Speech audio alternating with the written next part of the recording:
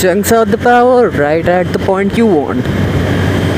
Getting into corners on the scooter also feels really comfortable. You don't at all feel that the scooter is losing grip or you'll slide down. But yeah, don't try to lean it over the safety mark, or hence you know what will happen.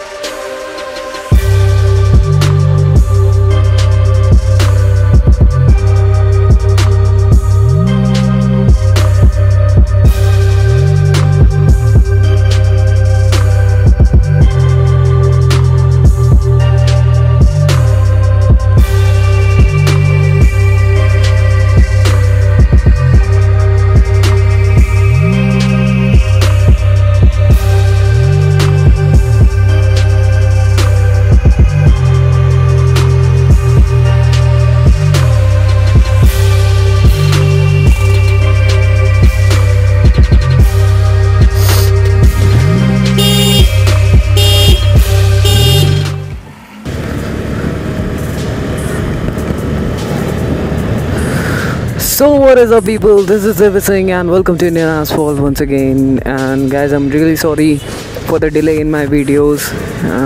Actually I was on a trip with my friends to Manali, and I didn't got the proper time to do all the motor vlogs and all. And also this week has been a pretty shitty week for me, as my mic is not working properly. Right now also I don't know whether my voice is being recorded on the mic or not, because there's some issue with the wire of the mic. So let's keep that aside and let's talk about this new scooter. So as you can see, I'm riding this new Honda Grazia 125. It's actually my mom's new ride, and we took the delivery of this on the 1st of this year, that's 1st January. And so far it has been a great ride, great experience to ride the scooter. The first thing that attracted us toward the scooter was the looks of the scooter. I mean, it just looks amazing with all those LED headlamps and edgy design. And as per my personal opinion, it's one of the best scooter that you can find out. One of the best scooter that you can find in the Indian market. So yep. So the Honda Grazia comes in 3 different variants. The lowermost variant has normal wheels, what I don't know what you call it, plate wheels or whatever it is known as. And this middle variant is having alloy wheels, but the brakes are combi brake system. Those are the normal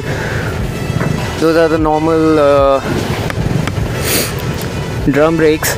And the topmost variant comes with alloy wheels along with the front disc brakes. So this is the middle variant, and this costed us approx 72,000 including the accessories. The ex-showroom prices of the scooty is varies from somewhat 58,000 to 62,000. So what we get here in the speedometer is the RPM meter along with the speed, and then there is a second display that tells you the fuel, your trip, and the whole distance that your vehicle has covered, and also it tells you the time. So that's a really good thing. You also get these 3 economy lights that tell you whether you are riding the most efficiently or you are not riding it. So that's one more. As usual, we get these turn indicators on the left, and this is a high beam switch that blinks over here. And one more cool feature that I'll try to show you once I halt over stop is this key console cluster over there. It has some new feature, and I'll show you once I reach my destination. And I'll also show you the full LED setup of the scooter. So as this is a 125 scooter, the power is really great, but because this scooter is absolutely new. Not even the first service has been done, so I can't really open the throttle and show you all the acceleration and top speed and all. So once the the first service is done, I'll try to get everything covered, the acceleration, the top speed, and also I'll try to do the mileage test of the scooter. So yep, stay tuned for that video. The braking on the scooter is I would say quite decent, not the best that you can get, but yeah, quite decent. The front suspension is a telescopic suspension, and so it is rigid enough to maintain that grip that the vehicle should have, and also give you the comfort at the same time. So yeah, suspensions are really good. The ride height of the scooter is not very high and not too low. Now very high, I would compare it to the Aviator. As we know, it's a tall scooter, but I think it's a bit lower than the Aviator, and but it has a decent ride height and the utmost comfort that you can get. The seat height for the pillion is also not at a greater height.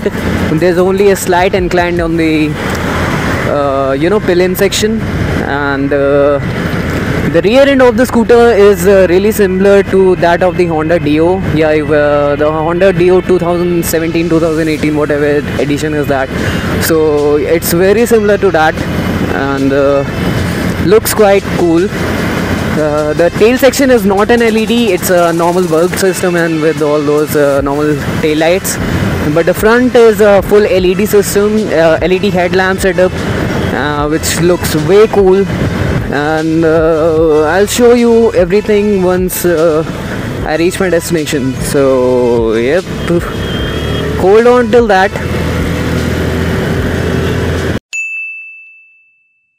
So as I was telling you about the key console system, what's new in here. So as you can see, there's a small button over here for the seat. So on, seat, off, and push and lock.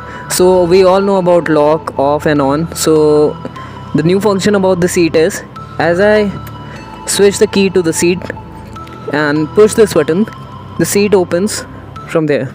So it basically controls the opening of your seat. The boot of the scooty is perfect enough for a medium-sized helmet, and Grazia still lacks outside fuel filling cap, but I'm okay with that because an outside cap will obviously ruin the beautiful look it has. So it's a completely personal choice, and I am okay with the position where the fuel filling cap is. And let me just show you the LED DRLs that I was talking about.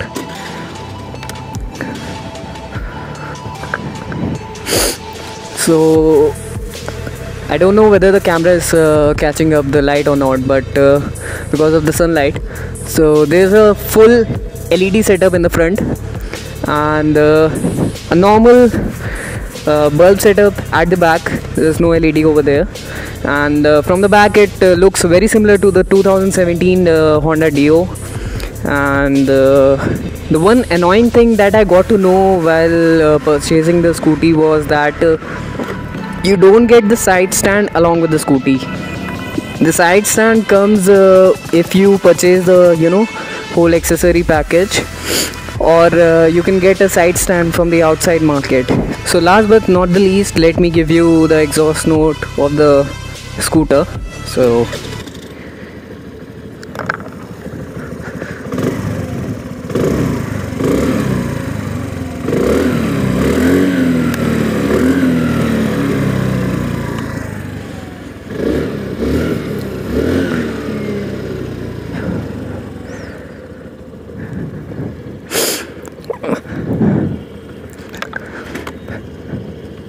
So I think that was it for the overview of the Honda Grazia, and if you enjoyed the video, do leave a thumbs up and don't forget to smash that subscribe button.